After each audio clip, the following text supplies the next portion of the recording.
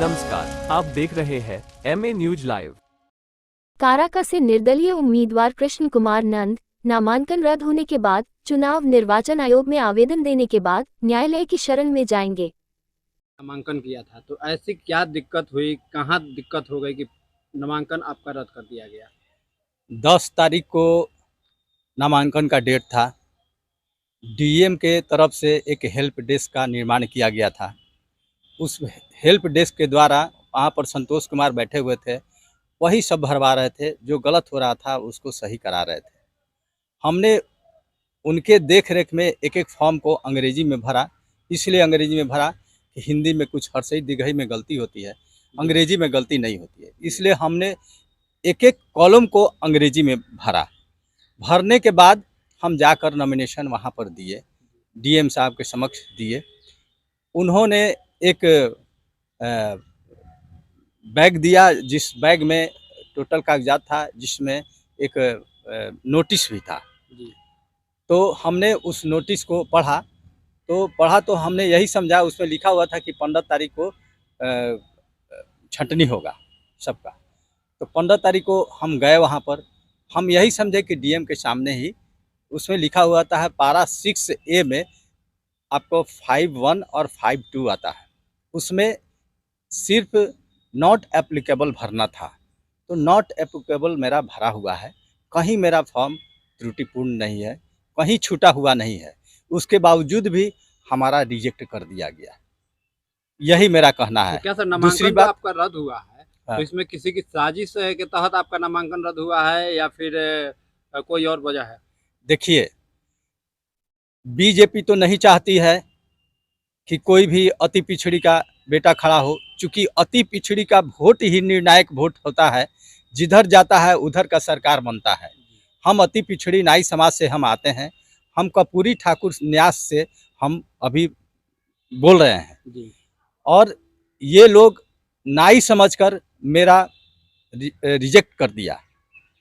मेरा यही कहना है, नाई समझकर रिजेक्ट कर दिया। दूसरी बात क्या है कि अभी जितनी भी पार्टियां हैं, ये ऐसी जाति है जो महापद्म नंद का वंशज है और क्षत्रिय वंशज है ये लोग, और हम लोग इससे ये लोग घबरा कर हम लोग को कहीं भी कोई भी पार्टी एक भी सीट नहीं देती है।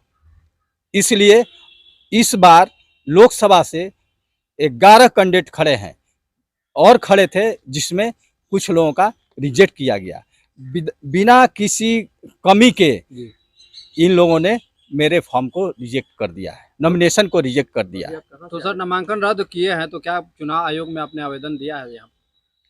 हाँ, हमने चुनाव आयोग में आवेदन दिया। कब दिया? हमने 35 काराकाट सासाराम में हमने अपना नॉमिनेशन कराया था, है ना। और हम आज ही 20/5/2024 को हम अपना चीफ इलेक्टोरल ऑफिसर को हमने अपना एक एप्लीकेशन दिया है। उसका कुछ रिसीविंग या कुछ छाया प्रति है क्या? हाँ, दिखाया जाए। ये रिसीविंग है मेरा, हमने ये रिसीव कराया है। तो देखिए, यही मेरा पेपर है। एप्लीकेशन जो है to the CO Bihar subject regarding the rejection of my nomination from 35 Karakat constituency of parliament. तो कहीं ना कहीं इन्होंने आवेदन दिया है, और वहाँ पर भी चीफ इलेक्शन कमीशन के यहाँ भी कुछ भी उत्तर नहीं दिया गया। यही कहा गया कि आप कोर्ट का शरण ले सकते हैं, लेकिन यहाँ से कुछ भी नहीं हो सकता है। इतना पावर है कि वो कुछ भी कर सकते हैं, यही हमें बोला गया इलेक्शन कमीशन से भी। तो अब हम लोग कहाँ जाएं, आखिर जाएं तो कहाँ जाएं?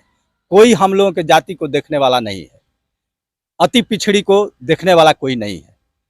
इसलिए हम लोग अब संख्या में विधानसभा में बहुत सारे लोग खड़े होंगे, माने 243 सीट पर विधानसभा में अति पिछड़ी के लोग खड़ा होंगे। तो अभी जो आपने एप्लीकेशन दिया है, न्यायालय में जाने की बात कही गई, तो क्या न्यायालय के शरण में आप जाएंगे? बिल्कुल जाएंगे, इसलिए जाएंगे कि आज मेरा नॉमिनेशन रद्द हुआ और वहां पर 27 लोगों ने नॉमिनेशन भरा था, जिसमें आपको 13 लोगों का रिजेक्ट कर दिया गया, और ये कह के रिजेक्ट कर दिया गया कि आप में खामियां है, आपका ये त्रुटि है, आपका ये त्रुटि है। जैसे मेरा एक भी त्रुटि नहीं है, इसको रिजेक्ट कर दिया गया। ये आपको उपेंद्र कुशवाहा का भी गलती था, जी जिसको उन लोगों ने रख लिया और उसको एक्सेप्ट किया। राजा राम का भी गलती था, सभी लोगों का गलती था, कोई ऐसा आदमी नहीं था जिसका गलती नहीं था। हमने चूंकि हेल्प डेस्क से हेल्प लेकर वहां पर भरा, इसलिए मेरा एक भी गलती नहीं है। मेरा भी फार्म कोई भी देख सकता है। तो क्या लग रहा है कि अब जो है आपका नामांकन को मतलब रद्द कर दिया गया है, आपने कंप्लेन आवेदन भी दे दिया है, तो काराकाट में जो चुनाव होंगे उसमें अति पिछड़ा समाज क्या इसका बदला लेगी वहां पर प्रत्याशियों से?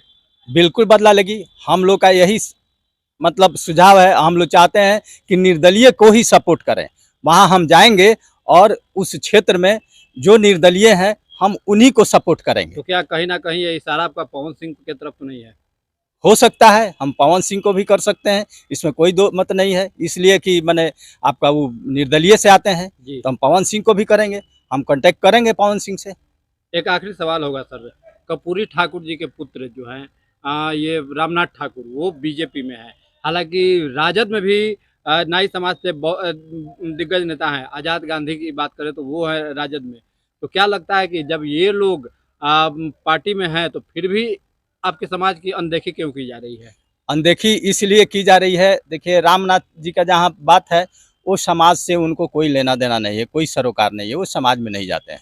वो किसी से मिलते जुलते नहीं है, किसी से बात विचार करना वो नहीं चाहते हैं। अब रह गया सवाल कि हमारे जननायक जिनको भारत रत्न अभी मिला, बीजेपी ने दिया, जी तो भारत रत्न बीजेपी के द्वारा दिया गया और इसको भजाने का काम किया गया कि अति पिछड़ों का वोट हमको मिलेगा। मतलब चुनाव में लाभ लेने के लिए दिया हाँ, गया है। और सेंसस नीतीश कुमार के द्वारा माने जनगणना कराया गया, जी ये भी लाभ लेने के लिए ही जनगणना कराए, जिसमें हम लोगों का 36% का आंकड़ा आता है और अति पिछड़ी का 36% आता है, जो कि सही में अब तो जो सरकार दे दी है 36%, तो 36% ही दिया जाएगा, माना जाएगा। लेकिन ये 45% से भी ज़्यादा हम लोग का है और नाइयों का 1.59 जैसा कि दिया गया। तो हम लोगों ने डिसाइड किया कि अब हम लोग समाज में अग्रणी भूमिका निभाएंगे और लोकसभा और विधानसभा में जब कोई भी हम लोग को सीट नहीं देगा तो हम लोग निर्दलीय से लड़ेंगे, अपना एक अलग लाइन खींचेंगे। ये सोचकर हम लोग फील्ड में उतरे हैं और नतीजा आएगा। अपना परिचय दे दीजिए। मेरा नाम कृष्ण कुमार नंद हुआ, पटना बिहार से। धन्यवाद।